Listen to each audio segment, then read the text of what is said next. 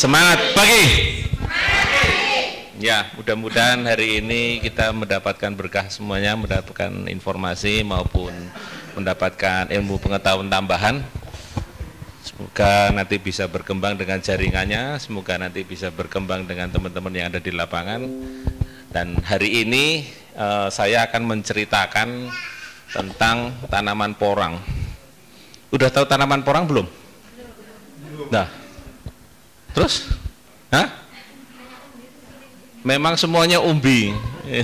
Semuanya ini umbi, cuman ini semuanya tanaman hutan, kan gitu ya.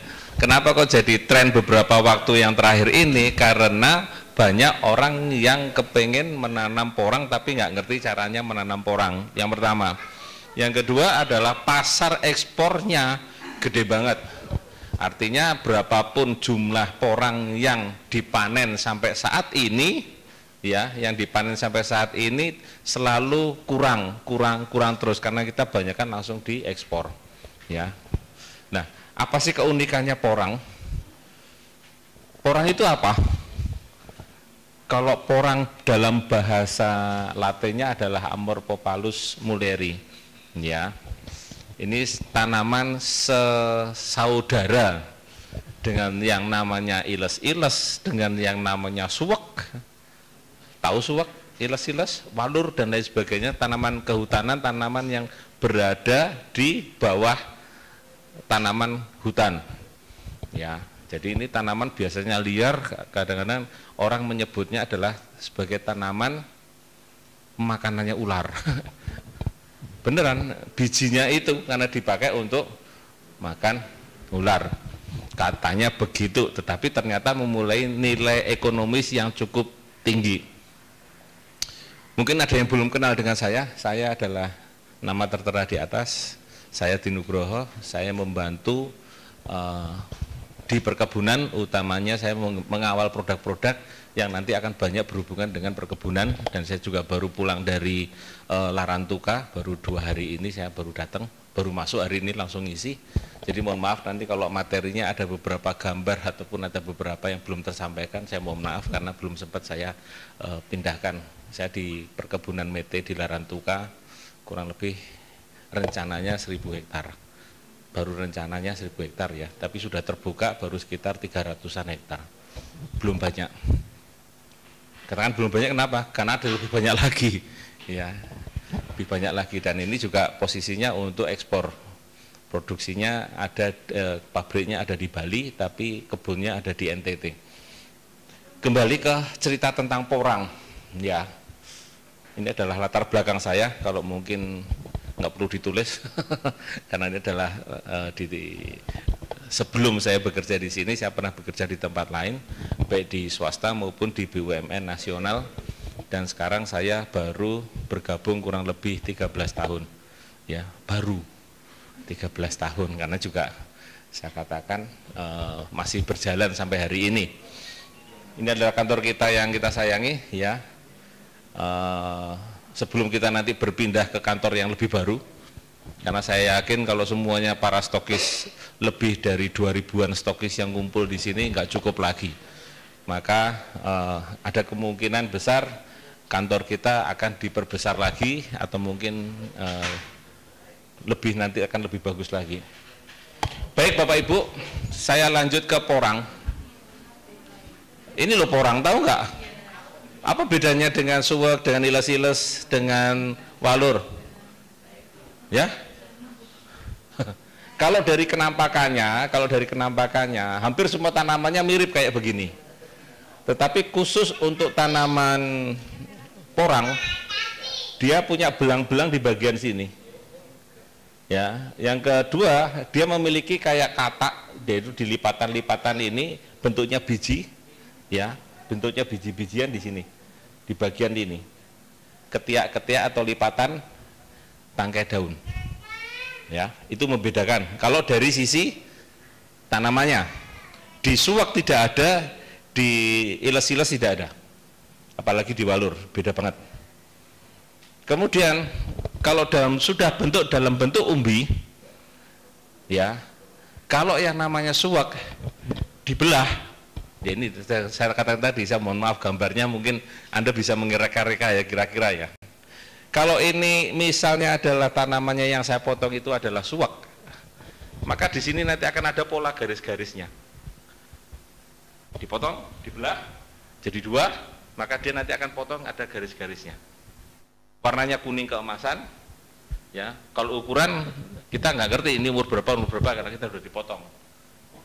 Nah, kalau iles-iles lebih mudah, warnanya pasti putih.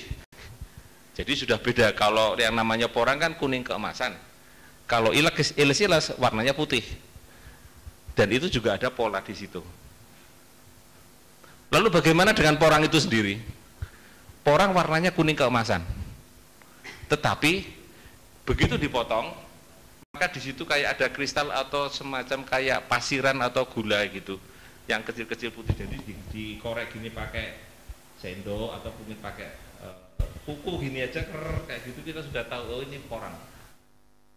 Seperti berpasir, kira-kira berpasir itu ya bahasanya ya, berpasir. Itu yang membedakan. Jadi kita sebelum masuk ke apa itu porang dulu ya, kita harus mengenal dulu ini ya, porang. Yang laku ya porang ini yang tadi warnanya kuning keemasan dan dia dalamnya sedikit agak berpasir, bukan berpola. Kalau tadi kan berpola atau bercorak. Yang warnanya ada yang putih, ada yang lainnya. Kuning keemasan berpasir. Ya, kalau di luarnya jelas warnanya di sini adalah belang, di sini ada katak atau bubil di lipatan daun, ya, lipatan ketiak daunnya. Bunga jantannya ketiga-tiganya juga berbeda. Artinya kalau dia berbunga, ya generatifnya berbunga. Agak lebih tinggi, sementara kalau porang ini kecil. Paling ukurannya sekitar 15 cm, 10 sampai 15 cm. Sementara kalau iles-iles dan sebagainya lebih tinggi, lebih besar. Ya, yang nilai ekonomisnya yang agak tinggi adalah porang. Ini tanaman kehutanan, saya kira kalau tanaman kehutanan kira-kira banyak dibudidayakan enggak? Padahal ini sudah mulai masuk ke skala industri, berarti kan harus dibudidayakan karena kebutuhannya banyak. Nah ini yang serunya di sini ya, tanaman kehutanan yang biasanya di bawah naungan sekarang masuk kayak ke perkebunan. Nah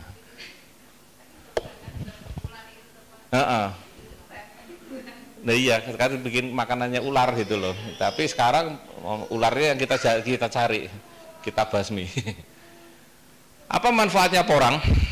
Hampir 80% untuk bahan makanan. Makanan tradisional, makanan utama di dua negara ini. Ya, artinya kalau kita kayak makan itu bahkan ini makanan sekunder kita apa selain nasi? Ada singkong mungkin, ada jagung, ada sagu barangkali dan lain sebagainya. Ini makanan sekunder, primer dan sekundernya sudah mulai masuk di situ. 80%. Kebayangan kalau kayak makanan pokok, kayak kita makannya kan seringnya mesti nasi terus kan. Jarang makan jagung kan, jagung malah sebagai tambahan bukan sebagai makanan sekunder. Dan di sana mereka makanannya banyak, mereka proteinnya banyak, tapi seratnya ngambil dari sini. Jadi makanannya tetap akan terjaga, tubuhnya akan terjaga terus. Ya, yang sisanya digunakan untuk kosmetik. Ya, kadar glukomanan di sini yang paling tinggi di antara umbi-umbian ada di sini. Ya, untuk kosmetik banyak, untuk obat-obatan banyak. Ada anti kanker, ginjal, macam-macam di situ. Ya, tapi ini terbanyak tetap digunakan di makanan. Ya, makanan. Udah pernah belum makan? Ya. Nggak ngerti buat apa ya? Iya. Kalau kita makan mungkin ubi rambat gitu ya kan, mungkin atau mungkin iles-iles atau mungkin suwek gitu ya. Tapi itu pun juga nggak ngerti gitu makannya enak apa enggak itu ya. Karena kita seringnya kalau makan tanamannya seperti itu hanya direbus, dikukus, digoreng paling mepet gitu. Sementara jarang dibikin diolah. Ya. Masuk di dalam budidaya, ada dua hal yang perlu kita tahu dan perlu kita pahami bersama. Yang pertama adalah bahan tanamannya itu sendiri. Porang itu bisa dibudidayakan, bisa. Ya, porang itu bisa tumbuh dengan sendirinya? Bisa, karena dia tanaman hutan. Ya. Melalui apa? Bisa melalui biji. Biji itu keluar setelah nanti dia melalui suatu fase vegetatif sekali, dorman sekali. Jadi begini, begitu tanam porang, apapun bentuknya dari biji atau dari apa, nanti dia akan tumbuh batang semu dan daunnya. Setelah 5 bulan, 6 bulan, maka dia turun jadi lembek, tumbang. Apa namanya, bahasanya bukan tumbang, karena ini kan batangnya semu. Ya, bosok ya, busuk. Tapi umbinya tetap jalan. Dia kan tetap dorman. Nah, setelah dorman, nanti ada suatu masa begitu fase hujan lagi, dia nanti akan naik. Saat naik ini bisa jadi bunga yang ada bijinya, bisa nanti hanya katak, bubilnya, dan daunnya. Ya, kalau dia keluar calon bijinya itu, kalau kita pengen cari bijinya, ya dibiarkan aja, tapi nanti umbinya kecil. Kalau kita kepengen umbinya yang besar, ini harus dipotong, pam, biar nanti dia keluar calon batang semunya dan daunnya. Setelah fase vegetatif yang pertama dan dorman yang pertama, baru nanti akan kita bicara keluar biji. Ya, jadi ada bijinya, ada. Ya. Yang kedua, kita menggunakan dengan bubil atau sering orang menyebutnya katak, bukan kodok loh ya. Beda banget. Karena katak sama kodok sama kecap sama kecap nanti kan. Ya, tulisannya podo tapi ininya beda. Ini bahasanya sama tapi beda. Ini keluar melalui lipatan atau ketiak-ketiak daun. Ya. Jadi setiap tanaman porang, ya, selain warnanya belang-belang di bawah, yang di bagian atas atau di lipatan akan keluar yang namanya bubil atau katak. Kalau tergantung pertumbuhannya, jadi sekitar 5 sampai 15 butir katak per batangnya, per pohon ya. Bukan pohon sini ya, tanaman ya. Kalau tingginya bisa sekitar 1 sampai 1,5 meter. Kalau kita bilang pohon, batangnya empuk.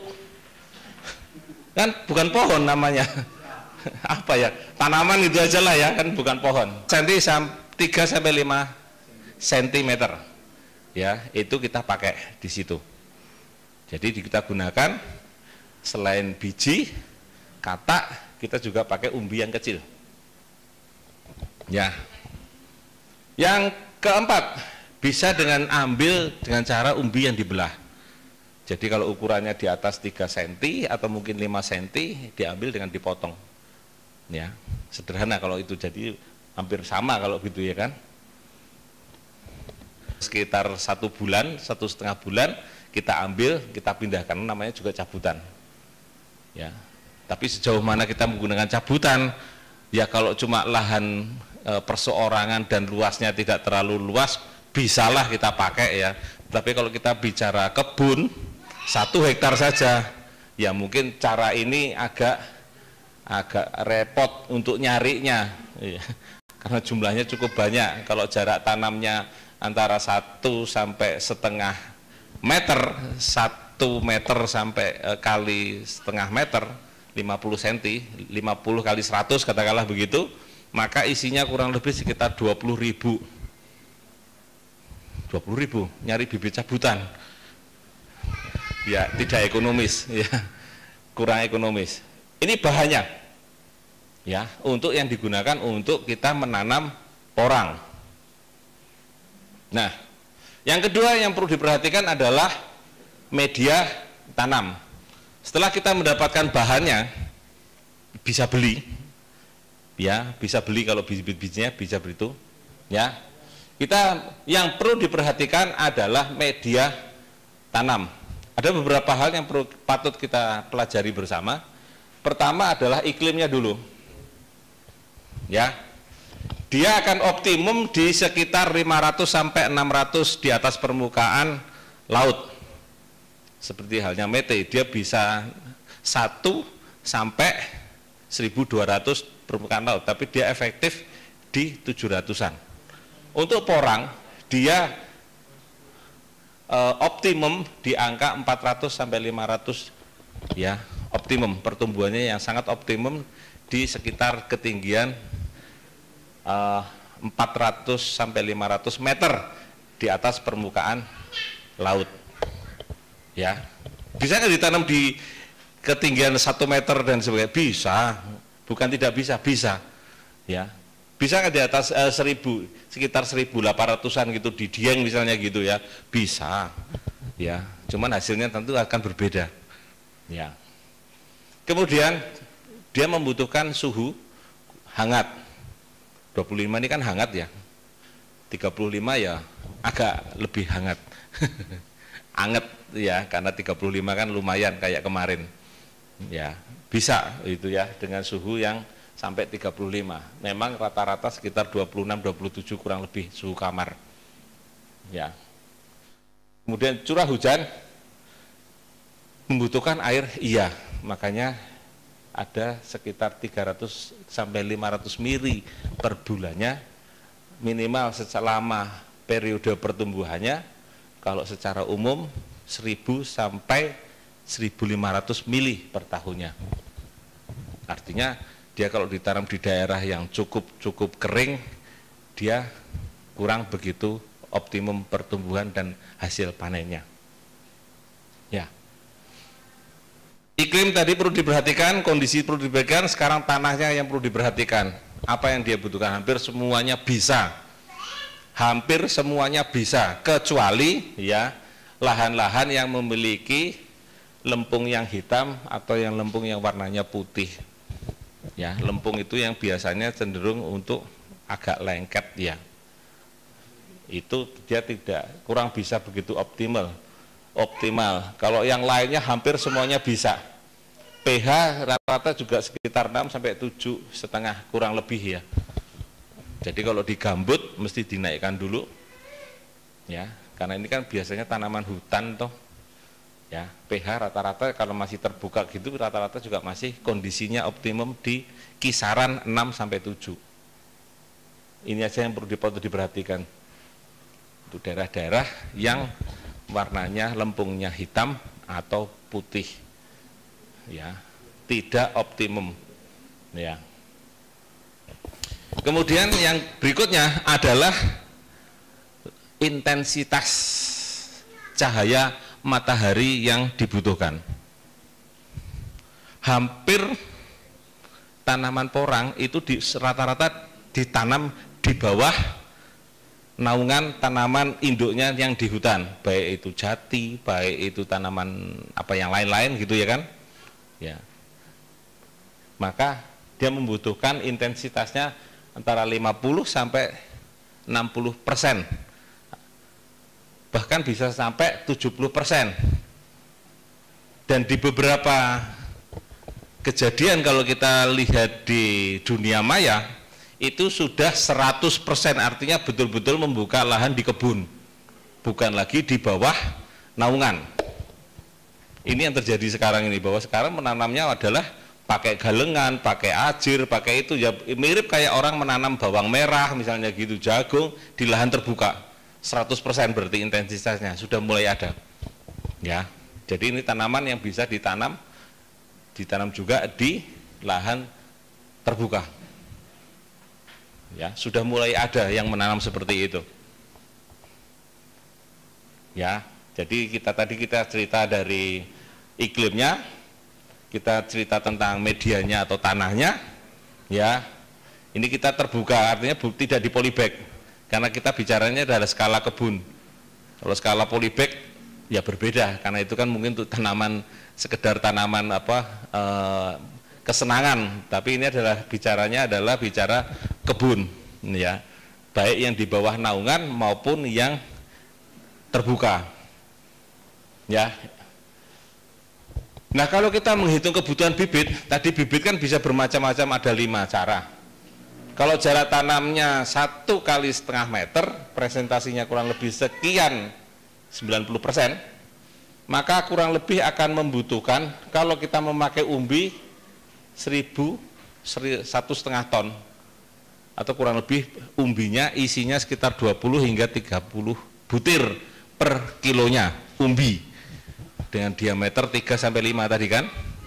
Nah, kemudian untuk bijinya, biji kita membutuhkan 300 kilo ya per hektar dengan asumsi jarak tanamnya 1,5 kali meter atau untuk kurang lebih sekitar 20.000 tanaman. Kalau kita pakai katak atau bupil itu sekitar 3,5 ton ya, kurang lebih per kilonya bisa membutuhkan 100 sampai 175 isinya katak per kilonya. Kalau suruh ngitung nih gitu ya, nggak usah dihafalin pusing nanti kalau dia ini, kopi aja ini ya kan gitu selesai atau mungkin buka aja di streaming kita, nanti kan udah lihat di YouTube juga ada ya gitu. Nah, umumnya katak ini, porang ini ditanam di bulan-bulan November dan Desember, artinya mulai saat hujan seperti ini kan, ini mundur ya hujannya ya, mulainya Desember ya, berarti November kalau kita nanam masih kering tuh, kita hujan anggap aja mulainya dari Desember. Maka tapi umumnya adalah penanaman porang ini dilakukan apalagi untuk skala kebun dimulai di bulan November dan Desember ya, dimulai di bulan November dan Desember. Pertanyaannya, kapan porang ini dipanen? Kan gitu. Lama loh, rata-rata 3 tahun baru dipanen. Artinya dia mesti paling bagus ya, paling bagus dia melewati fasenya adalah 2 kali ya vegetatif dan 2 kali dorman atau 3 kali dorman, 2 sampai 3 kali dorman, 2 kali vegetatif. Artinya begitu ditanam dia nanti akan keluar batang semu dan daunnya. 5 bulan 6 bulan batang semunya busuk, tumbang, umbinya tetap. Begitu nanti dia basah lagi maka dia dorman 2 bulan 3 bulan dorman, nanti akan keluar lagi batang semu dan batang semu dan daunnya ya. Pada saat pengisian untuk vegetatif ke sana, maka dia akan mengisi ke batang dan daun, kena sinar matahari dan seterusnya. Begitu sinar matahari fasenya ini sudah selesai, maka dia nanti kembali ke ngisi lagi ke umbi. Jadi prosesnya ini kayak bolak-balik. Beda dengan pada tanaman pada umumnya, kan unik kan ini. Kapan produk nasanya masuk? Mulai dari, kalau kita pakai super nasa, kita berikan setelah usia pada tanaman 0 sampai 1 bulan. Setelah ditanam, maka dia nanti akan keluar batang semunya mungkin pasti pendek sekitar 5 sampai 10 cm. Nah, kita taburkan super nasanya untuk membantu supaya dia batang semuanya agak cepat. Ya. Proses ini biar agak cepat. Mau pakai super nasa berarti kebutuhannya kurang lebih sekitar 6 kilo super nasa ya, di usia 0 sampai 1 bulan. Untuk penyemprotannya kita gunakan POC nasa dan hormonik, bisa juga kita gunakan dengan Green Star. Kalau POC nasa sama hormonik adalah dosis standarnya kan 3:1, 3 POC nasa dan 1 tutup hormonik, standar kan itu. Nah, kita semprotkan sekitar 7 sampai 10 hari sekali ya. Sampai kapan? Sampai kira-kira kurang lebih 5 kali semprot aja sudah cukup. Jadi bisa 2 minggu sekali kita semprotin, kan dia fasenya sampai 5 bulan kan tadi, 5 sampai 6 7 bulan kan itu disemprot itu. Nah, mulailah dia fase vegetatif yang pertama, kemudian dia akan dorman lagi kan. Setelah dorman lagi, nanti pada musim hujan berikutnya dia nanti akan keluar lagi kan. Harapan kita umbinya makin besar dan daunnya makin tinggi. Semakin tinggi tanamannya, kemungkinan semakin besar umbinya. Maka kita berharap supaya tanamannya tinggi, supaya umbinya besar, kan gitu. Maka pemberian di awal adalah pemberian dengan Supernasa atau dengan Organindo dan granul itu, yang namanya sekarang kan Organindo, ya. Kita berikan kalau Organindonya 5 sak per hektar. Di usia sama 0 sampai 1 bulan. Ya, pada fase berikutnya yang kedua sama diberikan, dosisnya aja yang kita kurangi. Kalau dengan Supernasa cukup 3 kilo, kalau dengan Organindo cukup 3 sak. Ya, penyemprotannya sama, kurang lebih sekitar sampai umur 5 bulan saja sudah cukup. Ya, baru dia nanti akan dorman. Ya, dengan Nasa akan lebih mempercepat proses fase pengisian vegetatif ini. Ya, insya Allah akan lebih mempercepat seperti pada tanaman umbi-umbian yang lain yang sudah kita lakukan. Ya, pada tanaman ubi rambat, kemudian pada singkong, kemudian pada tanaman umbi yang lainnya, bawang merah dan lain sebagainya, ya, yang sekelas dengan itu, mereka mempercepat proses pengisian di umbi. Waktunya lebih cepat, umbinya lebih besar. Itulah pemakaian daripada produk-produk Nasa yang digunakan pada tanaman porang. Ya, NPK-nya dipakai, tetap dipakai. Ya, dosis secara umum kadang-kadang dalam satu musim kurang lebih sekitar 300-an kilo per hektarnya. Ya, NPK 300 kilo per hektarnya, atau mungkin 150-an per musimnya. Ya, per musimnya. Per musim itu artinya satu kali dia vegetatif, sekali dorman, itu satu musim namanya. Ya, itu pemakaiannya seperti itu. Tinggal kita selang-seling. Kalau kita pakai TSP di awal, maka kita berikan bareng dengan Supernasanya di awal, jangan di akhir. Kalau TSP kita gunakan yang pupuk tunggal, kita berikan di awal. Ya, penanaman dimulai November sampai Desember. Maka dia nanti akan, ini adalah granulnya tadi yang saya katakan, untuk yang musim di awal kita gunakan 5 sak, ya, di usia 0 sampai 1 bulan, ya, 0 sampai 1 bulan. Kalau pakai yang ini, Supernasa ini, maka dipakai 2 kotak ini di awal, atau 6 kilo, ya, di usia 0 sampai 1 bulan. Kemudian yang berikutnya, kalau yang Organindo, maka dipakainya cukup 3 sak, kalau yang di sini cukup 1 kotak. Jadi kan ada 2 fase tadi, ya, perlu diperhatikan, ada 2 fase vegetatif dan 2 sampai 3 fase dorman. Ya. Nah, untuk penyemprotannya ini kita pakai POC Nasa 3 tutup per tangki, ya, sekitar 12 sampai 15 liter, ditambah dengan hormoniknya ini 1 tutup saja, ya, 1 tutup per tangkinya. POC Nasa sama hormon ini dicampur 3:1 per tangki, 12 sampai 15 liter. Ya, kita semprotkan 7 sampai 10 hari yang di awal, baru kemudian nanti 2 minggu sekali. 5 sampai sekitar 7 kali semprotan dalam satu musim tadi. Satu musim tahu, ya, mulai dari vegetatif sampai dia dorman, itu satu musim. Ya, atau mungkin kita bisa ganti dengan Green Star, boleh, misalnya untuk jarak yang jauh, untuk pengiriman dan sebagainya, kita ganti dengan Green Star boleh, karena ini juga sama saja dengan POC Nasa dan hormonik. Ya, pakainya boleh POC Nasa sama hormonik atau Green Star. Nah, ini panen. Panen ini setelah 3 kali, ya, kalau bisa 3 kali karena 3 tahun tadi, dan 2 kali masa dorman. Naik, dorman, naik lagi, dorman lagi, naik, panen. Ya. Dan dipanennya rata-rata pada bulan April, Juli. Karena ini sudah arah biasanya musim kemarau. Di saat-saat seperti ini, kalau kita beli yang namanya katak, ya, katak itu akan dipanen pada sekitar bulan Mei sama April. Sementara kalau katak itu diambil, biasanya gini, kalau kita mau menanam porang dengan katak, maka pilihlah katak yang sudah tua. Tuanya katak ini diperlihatkan saat tanaman begitu vegetatif naik, batang semu naik dan daunnya naik, kemudian kan busuk.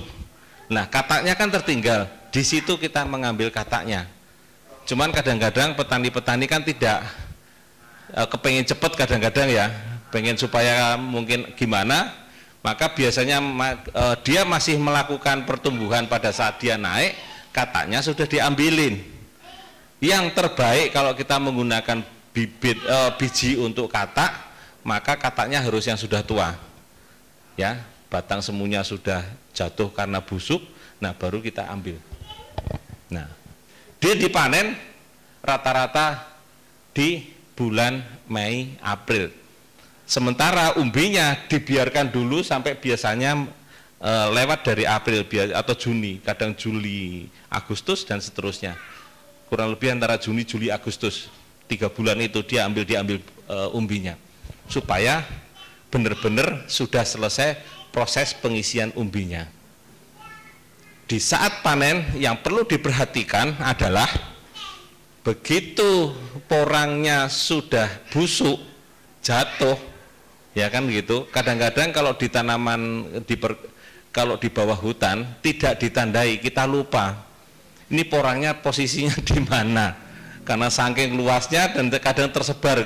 Lain kalau kita di lahan atau di kebun kan dibikin bedengan. Nah, kalau di tanaman kehutanan itu rata-rata kalau tidak ditandai, kita tidak tahu ini tanaman porangnya di mana, rotok kabeh kalau kita lihat. Makanya para petani porang begitu tahu ada porang yang sudah melewati masa vegetatifnya, jatuh dan busuk, dia mesti akan pakai tanda di situ. Paling mudah rata-rata kadang pakai sedotan itu loh, bagi 2 sedotan tancepin di situ kita, oh ini bekas apa namanya porang yang sudah mengalami batang semuanya mengalami pembusukan, tancap di situ, nanti kan udah tahu dia, oh ini ada buahnya, oh ini ada umbinya dan seterusnya. Kalau tidak ditandai, mohon maaf ya, kalau nggak luas sih nggak apa-apa, kalau 1 hektar saja nyari 20.000 bingung beneran ya, harus ditandai karena tempatnya kita nggak ngerti ya. Dan itu panennya bisa bersamaan, bisa tidak bersamaan karena kita macam-macam ya kondisi lahannya, tapi rata-rata disikat situ ya. Jadi dengan produk NASA ini kita akan membantu, mudah-mudahan proses vegetatifnya bisa kita kurangin atau dipercepat, masa dormannya bisa kita percepat ya. Panen ini rata-rata ya bisa mencapai angka kurang lebih sekitar 20 ton porangnya. Umbinya kita bisa panen kurang lebih sekitar ya 2 ton ya. Kataknya kurang lebih bisa kita panen sekitar 35 kilo dalam 3 tahun loh ya. Bijinya kurang lebih ya variatif kalau bijinya ya.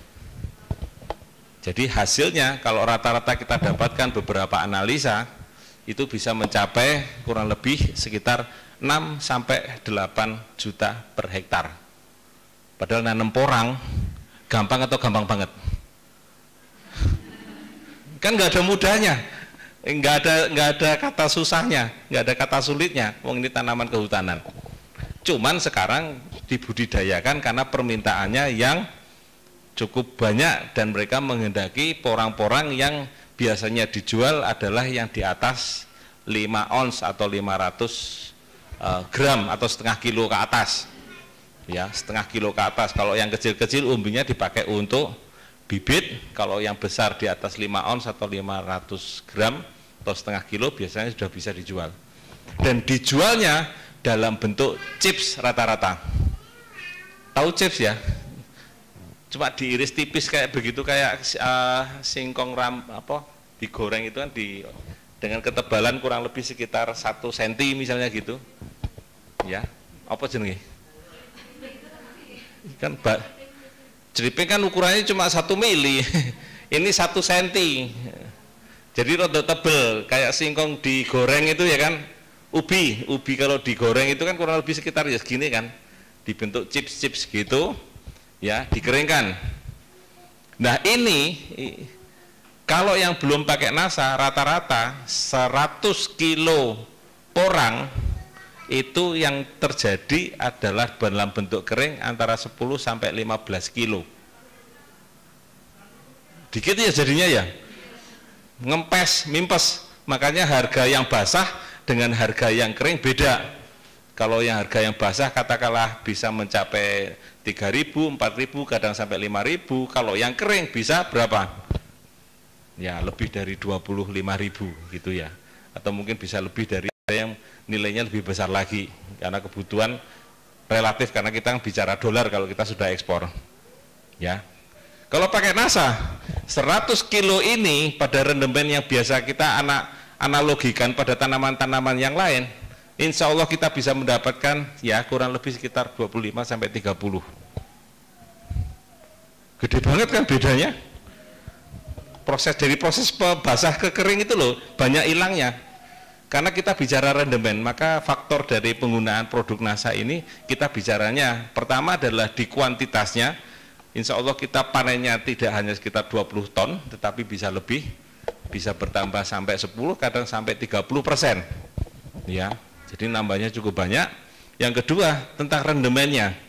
Rendemennya ini kalau kita analogikan dengan tanaman yang sama, yang kurang lebih sesaudara, itu bertambahnya juga cukup lumayan banyak. Ya, yang biasanya antara 10 sampai 15 kilo dari 100 ton. 100 kilo menjadi 10 sampai 15, ini bisa mencapai angka 25 sampai 30-an, kurang lebih. Ya, kalau penggunaannya itu rutin akan lebih baik lagi.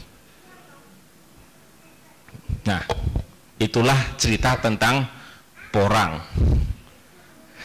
Sederhana kan? Maksud ngerti?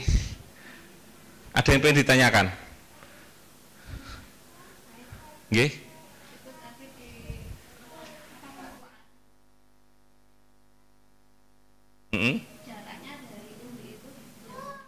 Kurang lebih sekitar 5 sampai 10 cm. Dia ditaruh di situ. Jadi kalau peletakan pupuk, ini kita bicara peletakan pupuk, ini adalah saya pakai yang bedengan aja ya.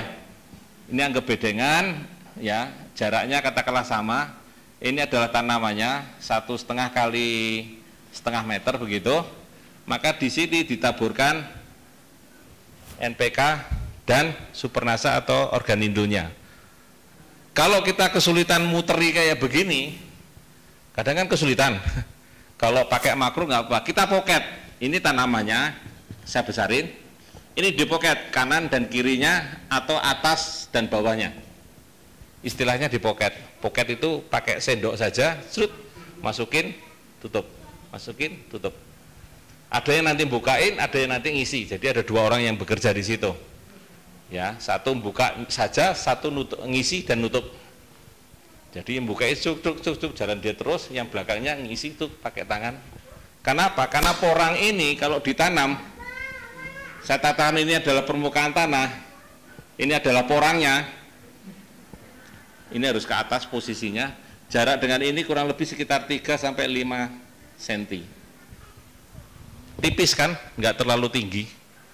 Jarak antara biji sama permukaan tanahnya, atau pakai umbi dan permukaan tanahnya itu pendek. Maka dipoket saja di situ. Kalau posisi kayak gini, memanjang kayak begini ya di sini dipoket. Memanjang saja kan. Kurang lebih 5 sampai 10 cm. Bareng dicampurkan boleh? Boleh. Misalnya kita pakai TSP bukan NPK. TSP sama Supernasa atau TSP sama Organindo boleh campur jadi satu, poketkan di situ. Ya, ini kita bicara jarak tanamnya tadi adalah 1 kali setengah meter. Ya, ada yang rapat lagi ada 70 kali 30 ada. Tapi saya cenderung sepakat lebih beberapa saat aduk lagi, nanti saring. Setelah disaring, ya ampasnya dimasukkan aja ke lahan. Air yang kita gunakan, kita untuk gunakan dengan tangki semprot.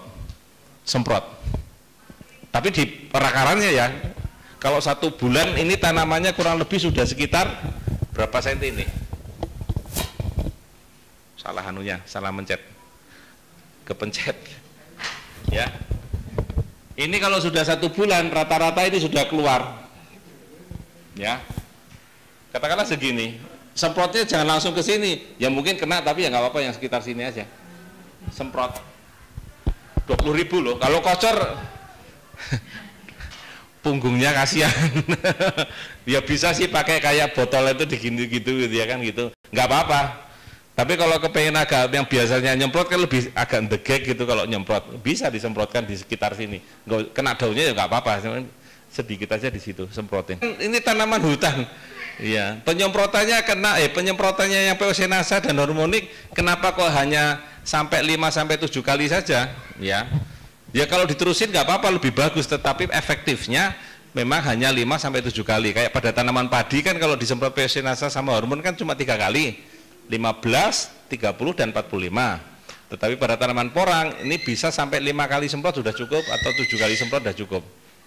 Ya, kan ini yang proses yang pada saat kenceng-kencengnya dia ngisi di situ. Ya, selepas dari itu dia nanti kan dorman lagi busuk. Saat sebelum mulai busuk kan dia mulai ngisi ke umbi kan. Prosesnya sudah balik gitu loh.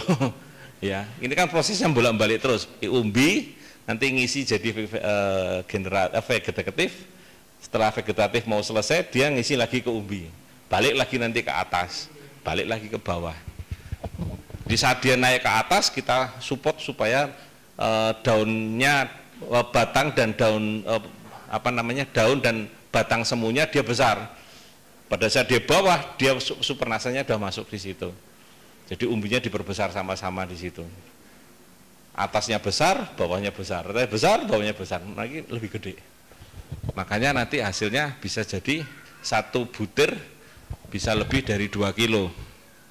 Dia mungkin 3 kilo, 4 kilo, gede-gede. Gede loh 3 kilo. Gede banget.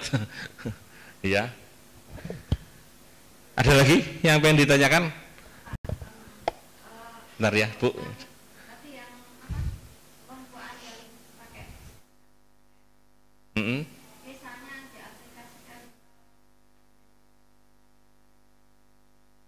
Maksudnya di?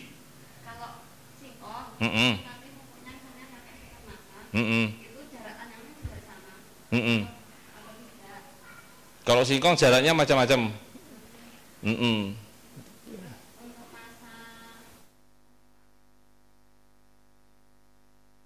Ini di luar porang, keluar porang. Nanti dulu, sebentar ya. Saya tutup dulu nanti kalau ada pertanyaan di luar porang. Monggo Ibu yang belakang.